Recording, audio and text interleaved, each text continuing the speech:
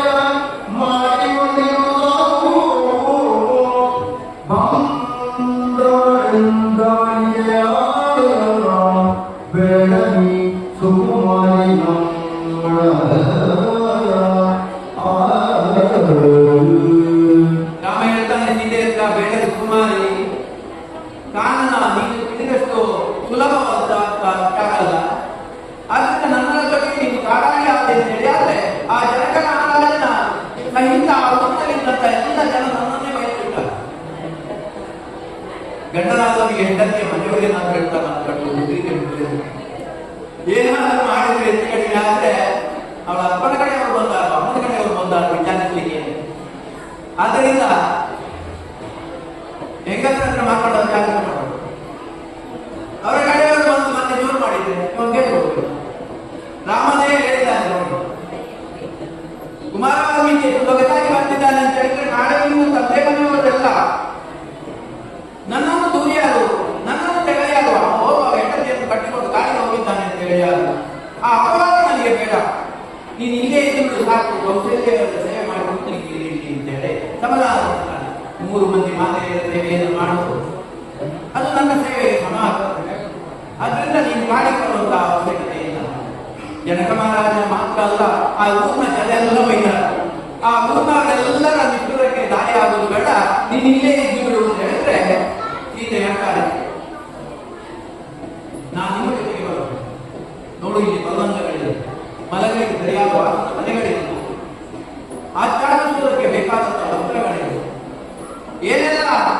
ಧರಿಸಿಕೊಳ್ಳುವ ಚಿನ್ನಾಭರಣಗಳು ಅದು ಅಲ್ಲಿ ಹೊರೆಯ ನೀರೇ ನಮಗೆ ಅಮೃತ. ಮರದ ಹಣ್ಣುಗಳೇ ನಮ್ಮ ಆಹಾರ, ಮರದ ಮುಗಿಗಳೇ ನಮ್ಮ ಮನೆ, ದುಷ್ಟಮೃಗಗಳೇ ನಮ್ಮ ಸಮೀಪದಲ್ಲಿರುವ ಅನುವರ್ತಿಸುವಂತಹ ಜೀವಿಗಳು ಇಲ್ಲಿ ಅನುಭವ ಇಲ್ಲ. ಆದ್ದರಿಂದ ಕಾಲಿಗೆ ಮುಳ್ಳನ್ನು ಕಾಯಿಸಿಕೊಂಡು ಪ್ರಾಣದಲ್ಲಿ ತಿರುಗಾಡುವಂತಹ ಒಂದು ದುಸ್ಥಿತಿ ನಿಮಗೆ ಬರುವುದು ಬೇಡ. ನಿನ್ನ ಒಳ್ಳೆಯದಕ್ಕೆ ನಾನು ಹೇಳುತ್ತೇನೆ, ಯಾವ ರೀತಿಯಲ್ಲಿ ಕೇಳಿಕೊಳ್ಳುವುದು ಕೈಗೆ ಬೇಕಾದಷ್ಟು ನಾನು ರಾಮನಿಗೆ ಕೊಟ್ಟರೆ ಲಕ್ಷ್ಮಣಿಗೆ ಕೊಟ್ಟರೆ ಕಮ್ಮಿನಿಲ್ಲ, ಅದನ್ನೆಲ್ಲ ಕಳಿಸ್ತೀವಿ. ದಿವ್ಯಾಭರಣಗಳನ್ನು ಕಳಿಸಿ ನಾಲ್ಕು ಹೋಗು ನಿಂತ ಎಂತ ಕ್ರೂರವಾದಂತ ಹೆಂಗಸಿನ ಮನಸ್ಸಿನ ವಸಿಷ್ಠರಿಗೆ ಗುರುಗಳಿಗೆ ಇಷ್ಟರವರೆಗೆಲ್ಲ ಕಳ್ಕೊಂಡಿಲ್ಲ. ಗುರುಗಳಿಗೆ ಸಿಟ್ಟು ಬಂತು. ವಸಿಷ್ಠರು ಸೀತೆಗೆ ಕೊಟ್ಟಂತಹ ನಾರಮಣಿಯನ್ನು ತೆಗೆದಿಟ್ಟುಕೊಂಡು ಇನ್ನೊಂದು ಹೆಚ್ಚಾಯಿತು ಕೈಗೆ, ನಿನ್ನದಿಂದ ಅತಿ ಆಯಿತು ಅಂತ ಹೇಳಿದ್ರೆ ಗುರುಗಳ ಕೈಗೆ ಏನಿಲ್ಲ. ಗುರುಗಳಂತ ಹೇಳಿದ್ರು ವೃದ್ಧತೆಲ್ಲ ತಗೊಂಡು ಅವಳನ್ನು ದಿವ್ಯಾಭರಣ ದುಷ್ಟಿಯಾಗಿ ಅಯೋಧ್ಯೆಗೆ ಪ್ರವೇಶ ಮಾಡಿದವಳು. ಅದನ್ನೇ ಧರಿಸಿಕೊಂಡು ಅವಳು ಕಾರಣಕ್ಕೆ ಹೋಗಿ ಅಡ್ಡಿ ಅವಳಿಗೆ ಬೇಕಾದ್ರೆ ಮಾಡಲಿ, ನೀರು ಕೊಡುತ್ತಿದ್ದು ಹೇಳಿದ್ರು. ಇಂಥ ಅತಿ ಆಯಿತು ಅಂತ ಹೇಳಿ ಗುರುಗಳು ಯಾವುದು ಗುರುಸ್ಥಾನದಲ್ಲಿ ತಪ್ಪು ಮಾಡಬಾರ್ದು, ತಪ್ಪನ್ನು ಬಿಡಬಾರದು. ತಪ್ಪು ಅಂತ ಹೇಳದೆ ಭಾಗ ಮಾಡುವುದು ಅಪ್ರಿಯವಾಗಿದ್ದರೂ ಕೂಡ ಸತ್ಯವನ್ನು ಸತ್ಯ ಅಂತ ಹೇಳಿ ಗುರು ವಸಿಷ್ಠರು ಹೇಳಿದರು. ಹಾಗೆ ಗುರುಮಲ್ಲಿ ಕೂಡ ಆನಂದವಾಗಿ ಮುಖ ಮಾಡಿ ಹೊರಟಿದ್ದಾರೆ.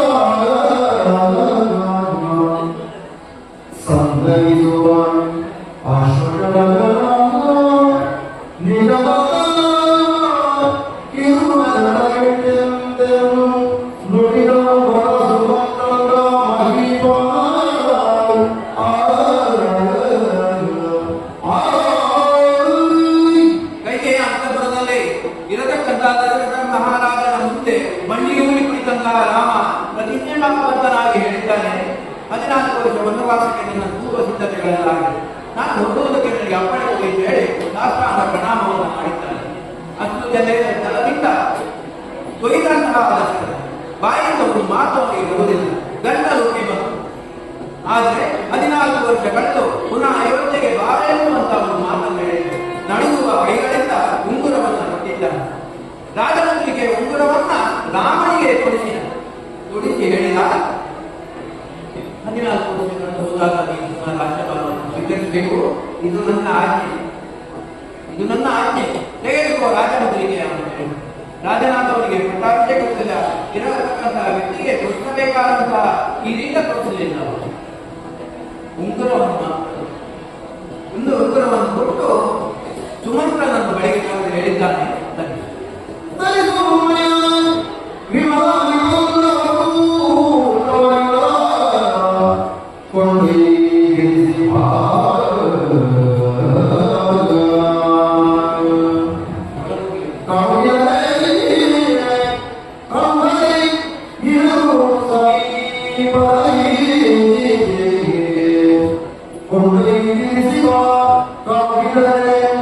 Kau ಇವು ಸಮೀಪದಲ್ಲಿ ತಲೆ ನೀರನ್ನು ಅಷ್ಟರು ಬೇಡುವರು ಮರುಗಿದು ಮರುಗಿದು ಮರುಗಿದು ಜಗದ ವಿರಲು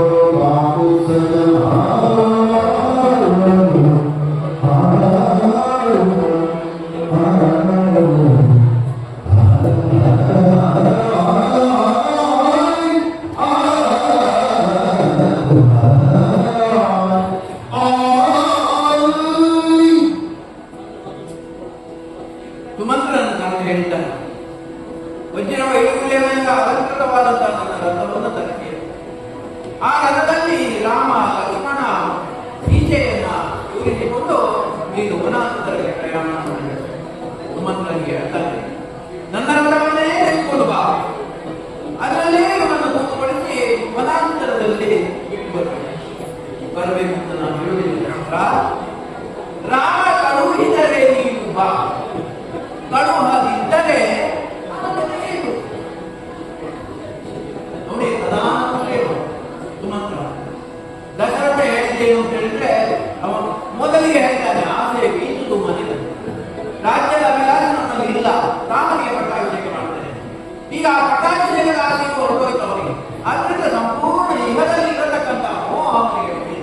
ಆದ್ದರಿಂದ ಹೇಳ್ತಾನೆ, ನನ್ನ ರಥವನ್ನೇ ತರಿಸಿ, ವಿಮಲವಾದಂತಹ ವಜ್ರ ವೈಡೂರ್ಯಗಳು ಇರತಕ್ಕಂಥ ಬಹಳ ಅಪರೂಪವಾದಂತಹ ನನ್ನ ರಥದಲ್ಲಿ ಇವರನ್ನು ಕೂತ್ಕೊಳ್ತು ಕರ್ಕೊಂಡು ಹೋಗೋ, ಕಾಡಿಗೆ ಬಿಟ್ಟುವ ಬಾ ಅಂತ ನಾನು ಹೇಳುವುದಿಲ್ಲ. ಸುಮಂತ್ರ, ರಾಮ ಕಳುಹಿದರೆ ನೀನು ತಿರುಗಿ ಬಾ, ಇಲ್ಲದಿದ್ರೆ ಅವನ ಬಳಿಯಲ್ಲಿ ಇರು ಅಂತ ಹೇಳಿ ಆಜ್ಞೆಯನ್ನು ಮಾಡ್ತಾನೆ. ಅವನ ಆಜ್ಞೆಯನ್ನು ಕೆಲಸ ವಹಿಸಿದ ಸುಮಂತ್ರ ಈ ಭೂಮಧ್ಯೆಯನ್ನು ಕೂರಿಸಿಕೊಂಡು ಕಾನನದಿಂದ ದಾರಿಯಲ್ಲಿ ಹೊರಟಿದ್ದಾರೆ. ಪುರಜನರು ಪೌರಜನರು ಎಲ್ಲರೂ ಕೂಡ ಅನುಸರಿಸಿ ಮಾರ್ಗದಲ್ಲಿ ಎಲ್ಲರೂ ಕೂಡ ಕಣ್ಣೀರು ಹಾಕಿದ್ದಾರೆ. ರಾಮ ಕಾಡಿಗೆ ಹೊರಡ್ತಾನೆ ಅಂತ ಹೇಳುವಾಗ ಎಲ್ಲರ ಕೈಯಲ್ಲಿ ಕಣ್ಣೀರು. ಯಾಕೆ ಅಂತ ಹೇಳಿದ್ರೆ, ಒಬ್ಬ ಯೋಗ್ಯನಾದಂತಹ ವ್ಯಕ್ತಿ ಸಿಂಹಾಸನವನ್ನು ಅಲಂಕರಿಸಬೇಕಾದಂತಹ ವ್ಯಕ್ತಿ ದೆಸೆಯ ದುರ್ದೆಸೆಯಿಂದಾಗಿ ಆ ಕ್ಷಣದಲ್ಲೇ ವನವಾಸಕ್ಕೆ ಸಿದ್ಧನಾದ, ಪಟ್ಟಾಭಿಷೇಕನಾಗಬೇಕಾದ ವನಾಂತರ. ಆದ್ದರಿಂದ ಮನುಷ್ಯನ ಯೋಗ ಮತ್ತು ಭಾಗ್ಯ ಯಾರಿಂದಲೂ ಅಳೆಯಲಿಕ್ಕೆ ಸಾಧ್ಯ ಇಲ್ಲ ಅಂತ ಹೇಳುವಂಥದ್ದು ಈ ರಾಮ ನಮ್ಮ ಈ ಪಟ್ಟಾಭಿಷೇಕದ ಈ ಸಂದರ್ಭದಲ್ಲಿ ಅವರವರ ಭಾಗ್ಯ, ಅವರವರ ಭಕ್ತಿಗೆ ಭಗವಂತ ಯಾವ ರೀತಿ ಅನುಗ್ರಹ ಕೊಡ್ತಾನೋ ಅದುವೇ ನಮಗೆ ಪ್ರಾಪ್ತಿಯಾಗುವುದು. ನಮ್ಮ ಜೊತೆಗೆ ಇರುವವರು ಇನ್ನಿಲ್ಲದೆ ಇರುವುದು. ಇದನ್ನು ಆರಂಭಿಸಿದವರು ಕುಡಿಯುವವರು 28 ವರ್ಷದ ಹಿಂದೆ ಇರತಕ್ಕಂಥ ಪಕ್ಕದಲ್ಲಿ ಇದ್ದಂಥ ವ್ಯಕ್ತಿಗಳು ಯಾರು ಇಲ್ಲಿ ಅವರನ್ನು ಸೇರಿರ್ತಕ್ಕಂಥ ನಾವೆಲ್ಲ ಇದೆ. ಆದರೆ ಅದನ್ನು ಆರಂಭಿಸಿದಂಥ ಹಿರಿಯರಿಗೆ ನಮ್ಮ ಜೊತೆಗೆ, ಆದ್ರಿಂದಲೇ ನಾವು ಹಿರಿಯರಿಗೆ ಮೊದಲು ಪ್ರಣಾಮವನ್ನು ಸಲ್ಲಿದ್ದೇವೆ ಅಂತ ಹೇಳಿ ನನ್ನ ಮಾತನಾಡಿದ್ದಾರೆ. ಸುಮಂತ್ರ ಕೊಟ್ಟಿಕೊಂಡು ಹೋಗಿದ್ದಾನೆ. ಮೊದಲನೇ ದಿನ ವೇದವತಿ ನದಿಯ ಬಳಿಯಲ್ಲಿ ಅವರು ವಾಸ್ತವ್ಯವನ್ನು ಮುಗಿದರು. ವೇದವತಿ ನದಿಯನ್ನು ಮರುದಿನ ದಾಟಿ ನೇರವಾಗಿ ಗಂಗಾ ನದಿಯ ಬಳಿಗೆ ಬಂದಿದ್ದಾರೆ. ಅಲ್ಲಿ ಒಂದು ದಿನ ಇತ್ತು. ಮರುದಿನ ಗಂಗಾ ನದಿಯನ್ನು ಮೀರಿದರು. ಅಲ್ಲಿ ಸುಮಂತ್ರನ ಹೇಳ್ತಾರೆ,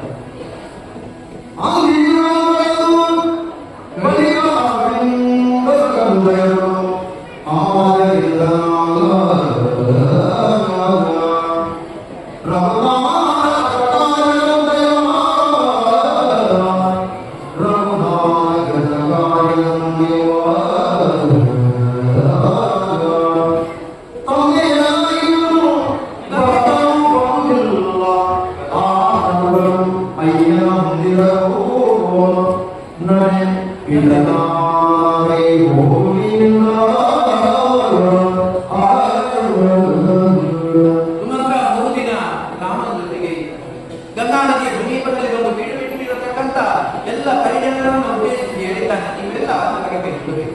ಸುಮಂತ್ರನ ಹತ್ರ ಹೇಳಿದ, ದಯವಿಟ್ಟು ನೀನು ಅಯೋಧ್ಯೆಗೆ ಹೋಗಬೇಕು,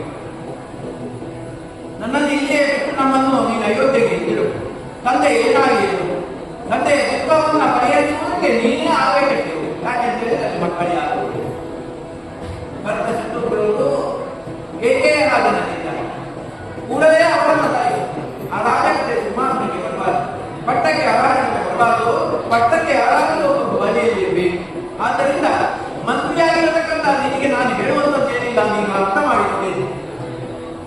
ನನ್ನನ್ನು ಕಾನನಕ್ಕೆ ಕಳಿಸುವುದಕ್ಕೆ ಮುಂದಕ್ಕೆ ಹೋಗುವುದಕ್ಕೆ ನೀವು ಅವಕಾಶ ಮಾಡಿಕೊಡಬೇಕು.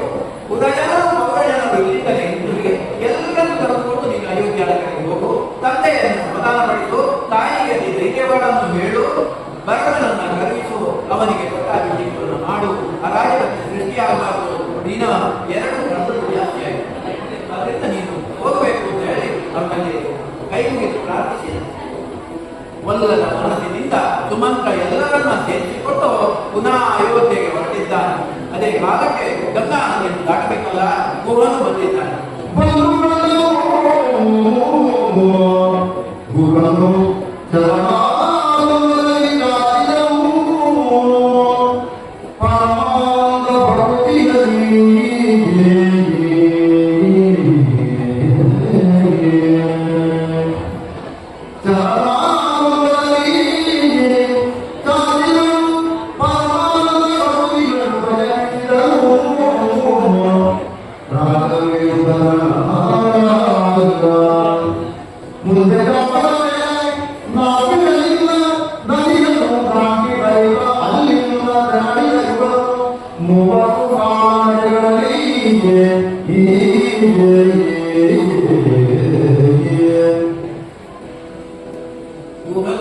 ಅಯೋಧ್ಯೆಗೆ ಅತ್ಯಂತ ನಿಷ್ಠಾವಂತನಾದಂತಹ ಒಬ್ಬ ಬೇಡರ ನಾಯಕ. ಗಂಗಾ ನದಿಯನ್ನ ದಾಟುವುದಕ್ಕೆ ಇರತಕ್ಕಂತಹ ವ್ಯವಸ್ಥೆ ಗುಹನ ಅಧೀನದಲ್ಲಿ. ಅವನು ಸಮೂಹಕ್ಕೆ ಅವನ ನಾಯಕ, ಅವನ ನಿಷ್ಠೆ ಅಯೋಧ್ಯೆ. ಅಯೋಧ್ಯೆಯ ಅರಸುಗಳು ಈ ಭಕ್ತಖಂಡವನ್ನೇ ಆಡುತ್ತಾ ಇದ್ದವರು. ಅವರ ಕಾರ್ಯಕ್ಷೇತ್ರದಲ್ಲಿ ಕಳವಿತ್ತು. ಅವರ ಆಧೀನದಲ್ಲಿ ಗುಹ ಅಂತ ಹೇಳುವಂತಹ ಒಬ್ಬ ಬೇಡರ ನಾಯಕ. ಅವರು ಬಂದು ಕೈ ಮುಗಿದು ಬದ್ಧಾಂಜಲಿ ಆಗಿದ್ದಾರೆ. ರಾಮನ ಮುಂದೆ ಕೈಯನ್ನ 2 ಕೈಯನ್ನು ಜೋಡಿಸಿ ಪ್ರಣಾಮ ಮಾಡಿ ನಿಂತುಕೊಂಡು ಹೇಳ್ತಾರೆ, ಮುಂದಿನ ಪ್ರಯಾಣಕ್ಕೆ ನನಗೊಂದು ಸೇವೆಯ ಭಾಗ್ಯವನ್ನು ಒದಗಿಸಬೇಕು. ರಾಮ ಸೇವೆ ಎಂದು ಹೇಳಿದ್ರೆ ಸಾಮಾನ್ಯವಾದಂತಹ ಸೇವೆಯಲ್ಲ. ಗುಹ ಹೇಳ್ತಾನೆ, ಗಂಗಾ ನದಿಯನ್ನು ಇಳಿದು ದಾಟುವುದಕ್ಕೆ ಸಾಧ್ಯ, ನಡೆಯಿಂದಲೂ ಸಾಧ್ಯ. ಹಾಗಿದ್ರೆ ಏನಪ್ಪ ಅಂತ ದೋಣಿಯ ಮೂಲಕ ದಾಟುವುದು. ನಂತರದ್ದು ಗುಂಡಾರಣ್ಯ. ಆ ಗುಂಡಾರಣ್ಯಕ್ಕೆ ಪ್ರವೇಶ ಮಾಡಬೇಕಂತ ಗಂಗಾ ನದಿಯನ್ನು ದಾಟು. ಇವರನ್ನೆಲ್ಲ ಕಳುಹಿಸಿ ಗುಹಾದಿಂದ ಪ್ರಾರ್ಥಿಸಿಕೊಂಡ ಪ್ರಕಾರ ರಾಮ ಲಕ್ಷ್ಮಣ ಸೀತೆಯ ಗಂಗಾ ನದಿಯಿಂದ ದಾಟ. ಗುಹಾ ಒಟ್ಟಿಗೆ ಬರ್ತೇನೆ ಅಂತ ಹೇಳಿದ್ದಾರೆ. ರಾಮನ ಜೊತೆಗೆ ನಾನು ಬರ್ತೇನೆ, ನಿಮಗೆ ಕಾಡಿನಂತ ಕ್ಲಿಷ್ಟವಾದಂತಹ ಸ್ಥಳದಲ್ಲಿ ನಿಮಗೆ ಸಂಚರಿಸುವುದಕ್ಕೆ ಕಷ್ಟ, ಆದ್ರಿಂದ ನಾನು ಬರ್ತೇನೆ. ನನ್ನನ್ನ ಉಪಚರಿಸುವುದಕ್ಕೆ ಸೀತೆ ಇದ್ದಾಳೆ. ನನ್ನ ಯೋಗಕ್ಷೇಮಕ್ಕೆ ನನಗೆ ರಕ್ಷಕನಾಗಿ ಲಕ್ಷ್ಮಣ ದೇವರಿದ್ದಾನೆ. ಆದ್ದರಿಂದ ನೀವೆಲ್ಲ ನಿಮ್ಮ ಉದ್ಯೋಗವನ್ನು ಮಾಡ್ತಾ ನಿಶ್ಚಿಂತವಾಗಿರಿ. 14 ವರ್ಷಗಳನ್ನು ನಾನು ಬರ್ತೇನೆ.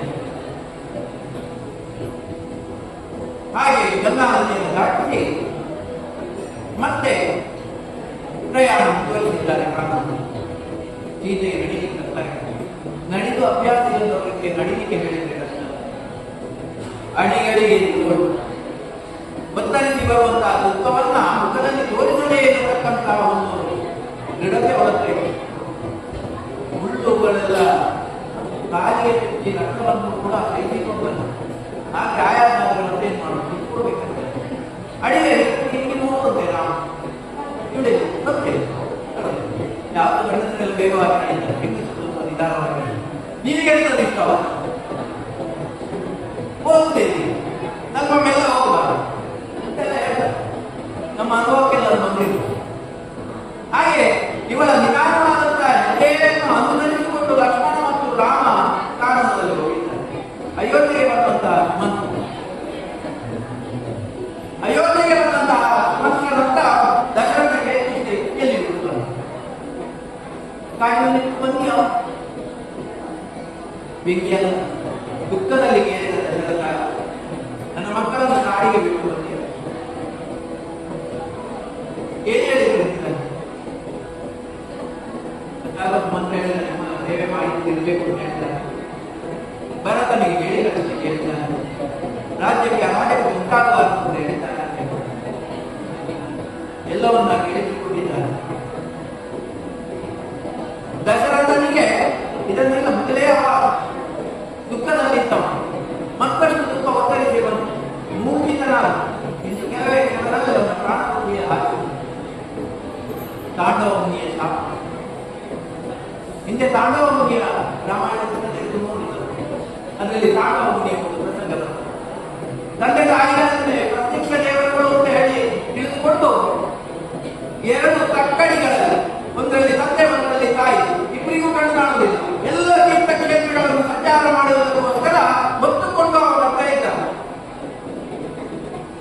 ಆ ಮುನಿ ತಾಂಡವನ್ನು ಬ್ರಹ್ಮಚರ್ಯವನ್ನು ಪಾಲಿಸಿದರು.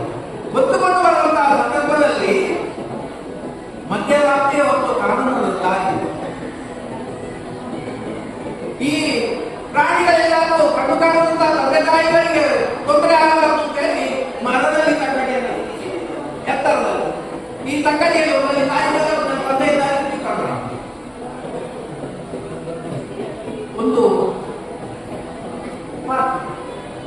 ಒಂದು ಕುಡಿಕೆಯನ್ನು ತೆಗೆದುಕೊಂಡು ನೀರು ತರಬೇಕು. ಅದೇ ಕಾಲಕ್ಕೆ ದಶರಥ ಅವನ ಯೌವನದಲ್ಲಿ ಬೇಡಿ ಹೋಗಿ ನಿಮ್ಮ ತಮ್ಮಿಗೆ ಮಣ್ಣಿನ ಪಾತ್ರೆಯನ್ನು ನೀರಿಗೆ ತುಂಬಿದ್ದೆವು, ನೀರಿಗೆ ತುರಿಸುವಾಗ ಶಬ್ದವನ್ನು ದಶರಥನಿಗೆ ಒಂದು ವಿದ್ಯೆ ಗೊತ್ತಿತ್ತು. ಶಬ್ದವೇನೆ ಎಲ್ಲಿ ಶಬ್ದ ಬರ್ತದೆ ಅಲ್ಲಿ ಬಾಣ ಮಾಡಿದ್ರೆ ಅದರಲ್ಲಿ ಆಯ್ತು ಹಂದಿಯಾಗಿರ್ಬೇಕು ಅಂತ ಹೇಳಿ ತಿಳಿದುಕೊಂಡು ಇದು ಸೂಕರ ಅಂತ ಹೇಳಿ ಒಂದು ಬಾಣ ಒಂದು ಶಬ್ದ ಬಂದವರು ಆ ಶಿವ ಶಿವ ಅಂತ ಹೋಗಿ ನೋಡ್ತಾನೆ ಈ ಮುನಿಯ ಎದೆಗೆ ಬಾಣ ಸಿಕ್ಕಿತ್ತು. ಪ್ರಲಾಪಿಸಿದ ದಶರಥ ಅವನು ಹೇಳ್ತಾನೆ, ಏನೋ ಪೂರ್ವ ಜನ್ಮದ ಕರ್ಮದ ಸಂಬಂಧ ಇತ್ತು. ನನ್ನ ಬಾಣವನ್ನು ಹಿಡಿಯುವುದಕ್ಕೆ ನೀವು ಮೂರ್ತ ರೂಪದಲ್ಲಿ ನಿನ್ನ ಬಾಣ ಬಂದಿದೆ. ಯಾರು ಏನು ಅಂತ ವಿಚಾರಿಸುವಾಗ ಹೇಳಿದ ನಾನು ಕಾಣುವ ಮುನಿ ತಂದೆ ತಾಯಿಗಳಿಗೆ ನೀರು ತರುವುದಕ್ಕೋಸ್ಕರ ಬಂದವ. ನೋಡು ಅಪರಾತ್ರಿಯಲ್ಲಿ ಸಂಚಾರ ಮಾಡಬಾರದು, ಪ್ರಾಣಿ ಸಂಚರಿಸುವಂತಹ ಸಮಯ, ಸೂಕರಾಗಿರಬೇಕು ಹಂದಿಯಾಗಿರಬೇಕು ಅಂತ ನಾನು ಬಾಣ ಬಿಟ್ಟದ್ದಪ್ಪ. ನನ್ನ ವಿದ್ಯೆಯನ್ನು ಪರೀಕ್ಷೆ ಮಾಡಿದ್ದು ಈ ಮಧ್ಯರಾತ್ರಿಗೆ ಹೊತ್ತು ಈ ಕಾರಣದಲ್ಲಿ ಯಾಕೋ ಸ್ಥಿತಿಯಲ್ಲಿಲ್ಲ, ಅದರಿಂದ ನಾನು ಬಾಳ ಪ್ರಯೋಗ ಮಾಡಿದೆ. ನೀನು ಅಂತ ನಾನು ಬಾಳ ಪ್ರಯೋಗ ಮಾಡಿದೆ. ಅದಕ್ಕೆ ನಾನು ಇನ್ನೊಂದು ಯಾರನ್ನು ದೂರುತ್ತಿಲ್ಲ, ಇದು ನನ್ನ ವಿಧಿ. ಆದ್ರಿಂದ ನೀನು ಬಾಳ ಬಿಟ್ಟಿದ್ದೇನೆ, ನನಗೆ ತಾಯಿದೆ. ಆದ್ರೆ ನನ್ನ ತಂದೆ ತಾಯಿಗಳಿದ್ದಾಗ ನೀರು ಕೇಳ್ತೇನೆ, ನಾನು ತಕ್ಕಡಿಯಲ್ಲಿ ನೀರಾಗಿದ್ದೇನೆ. ಇನ್ನು ಕಾಶಿ ಯಾತ್ರೆ ಮಾತ್ರ ಬಾಕಿ, ಬೇರೆಲ್ಲ ತೀರ್ಥಕ್ಷೇತ್ರ ನಾನು ಹೋಗಿ ಆಗಿದೆ. ಕಾಶಿ ಯಾತ್ರೆ ಮಾತ್ರ ಬಾಕಿ. ತಂದೆ ತಾಯಿಗಳಿಗೆ ವಿಷಯ ಹೇಳು, ಅವರು ಯಾತ್ರೆ ಮಾಡಬೇಕು ಅಂದ್ರೆ ಕಾಶಿಯವರಿಗೆ ಕರ್ಕೊಂಡು ಕಣ್ಣು ಕಾಣುತ್ತಾರೆ, ಅವರನ್ನು ಬಿಟ್ಟು ಬಿಡುತ್ತೆ. ದಶರಥ ತಮ್ಮಿಗೆ ನೀರನ್ನು ತೆಗೆದುಕೊಂಡೋಗಿ ಆವಾಗಲೇ ಅವರು ಮಾಡಿದ್ರಂತೆ, ಏನು ಹೋದ ಮಗ ಕಾಣುವುದಿಲ್ಲ ಇಷ್ಟು ಅಂತ ತಮ್ಮಿಗೆ ಇದ್ದಂತಹ ನೀರನ್ನು ಇವರಿಗೆ ಕೊಟ್ಟು ಈ ನೀರು ಮಲಿನವಾಗಿದೆ ಅಂತ ಹೇಳಿ ಅಂದ್ರೆ ಮಗನಿಗೆ ಏನೋ ತೊಂದರೆ ಆಗಿದೆ ಗೊತ್ತಾಯಿತು, ಮಲಿನ ಆಗಿದೆ ಅಂತ ಹೇಳಿ ದಶರಥ ವಿಚಾರ ಹೇಳಿ ಅವನನ್ನು ಹೊತ್ತುಕೊಂಡು ಈ ಮಗ ಇರುವ ಇದ್ದಂತಹ ಸ್ಥಳಕ್ಕೆ ಬಂದು ಮಾಡಿದ. ಅವನ ಶರೀರವನ್ನು ಮುಟ್ಟಿ ಅವರು ಆಡಲು ಕಲಾವಿದ್ದಾರೆ. ನಮ್ಮೆಲ್ಲರೂ ಉತ್ತರ ಕ್ರಿಯೆ ಮಾಡಬೇಕಾದಂತ ನೀವು ಹೋಗಿ ಎಲ್ಲ ಮಾಡಿ ಅಂತ ಅಲ್ಲಿಯೂ ಕೂಡ ಅವರು ದಶರಥರನ್ನು ಹೀಗೆ ಆದ್ರೆ ಕೊನೆಯ ಕಾಲದಲ್ಲಿ ನನಗೆ ಇರುವಂತಹ ಒಬ್ಬನೇ ಮಗನನ್ನ ನನಗೆ ಉಳಿಸಿಕೊಳ್ಳಿಕ್ಕೆ ಆಗಲಿಲ್ಲಲ್ಲ, ನಮ್ಮ ಬಾಲಿಗಿಂತ ಸತ್ಯತೆಯನ್ನು ನೀವು ಕೊಟ್ಟಿಯಲ್ಲ ಅಂತೇಳಿ ದುಃಖಿಸಿದರು. ಆನಂತರ ದಶರಥ ಯಾವ ರೀತಿ ಮಕ್ಕಳನ್ನ ಕಳೆದುಕೊಂಡಿರತಕ್ಕಂಥವರ ದುಃಖ ನಿನಗೆ ಅರ್ಥ ಆಗ್ತದೆ, ನಿನ್ನಂತ್ಯ ಕಾಲದಲ್ಲಿ ಕೂಡ ನನ್ನ ಸ್ಥಿತಿಯೇ ನಿನಗೂ ಬರ್ತದೆ ಅಂತ ಹೇಳಿ ಮಗನ ಮೇಲೆ ಪ್ರಾಣ ಉತ್ತರ ಕ್ರಿಯೆಯಲ್ಲಿ ಜಲಕ್ರಿಯೆಯಲ್ಲಿ ನೀರಿನಲ್ಲಿ ಹೆಣವನ್ನು ತೆಗೆದು ಅವರ ಉದ್ದೇಶ ಕಾರ್ಯಗಳನ್ನೆಲ್ಲ ದಶರಥ ಮಗನಾಗಿಯೇ ಮಾಡಿದರು. 3 ಮಂದಿಯ ಮಾಡಿದ್ದಾರೆ. ಜಲ ಸಂಸ್ಕಾರ ಅದನ್ನು ಮಾಡಿ ಗುರಿಗಳು ಆ ಒಂದು ಚಿಂತೆ ದಶರಥನಿಗೆ ಈಗ ಸಾಯಂಕಾಲಕ್ಕೆ ಆವರಿಸಿ ಭರತ ಶತ್ರುಘ್ನರು ಹೇಗೆ ರಾಜ್ಯದಲ್ಲಿದ್ದಾರೆ, ರಾಮ ಗಾಡಿಗೆ ಹೋಗಿದ್ದಾರೆ. ಪಟ್ಟಾಭಿಷೇಕಕ್ಕೆ ನಿಶ್ಚಯ ಮಾಡಿ ತಪ್ಪಿ ಹೋಗಿ ಯಾರಿಲ್ಲದ ಸ್ಥಿತಿಯಲ್ಲಿ ಆ ತಾಂಡವ ಮುನಿಯ ಪಿತೃಗಳು ಕೊಟ್ಟಂತಹ ಶಾಪವಾಗಿಯೇ ಪರಿಣಮಿಸಿದೆ. ಅವರು ಶಾಪ ಅಂತ ಕೊಟ್ಟದಲ್ಲ, ಇವರ ಶಾಪವಾಗಿ ಪರಿಣಮಿಸಿದೆ ಹೇಳುವಲ್ಲಿಗೆ ಶ್ರೀರಾಮ ಪಟ್ಟಾಭಿಷೇಕದ ಈ ಕಥಾಭಾಗವನ್ನು ಈ ಒಂದು ರಾಮನಾಮವನ್ನ ಈ ಕ್ಷೇತ್ರದಲ್ಲಿ ಅನ್ವಯಿಸುವಲ್ಲಿ ಅವಕಾಶ ಮಾಡಿಕೊಡುವುದಕ್ಕಾಗಿ ರಾಮಕೃಷ್ಣ ಪೆಟ್ಟಿ ನಿಮಗೆಲ್ಲರಿಗೂ ಕೂಡ ಎರಡು ನೀರಾಗಿದೆ. ನಮಗೆ ಕೊಟ್ಟಿದ್ದಂತಹ ಏನು ವಿಷಯಗಳು ಅದು ಪರ್ಯಾಪ್ತವಾದಲ್ಲ, ಆಧುನಿಕವಾದದ್ದು. ಅದಕ್ಕೆ ಎಷ್ಟೋ ವಿಚಾರಗಳು ರಾಮಾಯಣದಲ್ಲಿ ಹನುಮಂತನೇ ಮಾಡ್ತಾರೆ. ಅಲ್ಲಿ ಮಾಡಿದಲ್ಲಿ ಇದ್ದಾರೆ. ಎಲ್ಲಿ ರಾಮನಾಮ ನಡೆಯಿರೋ ಅಲ್ಲಿ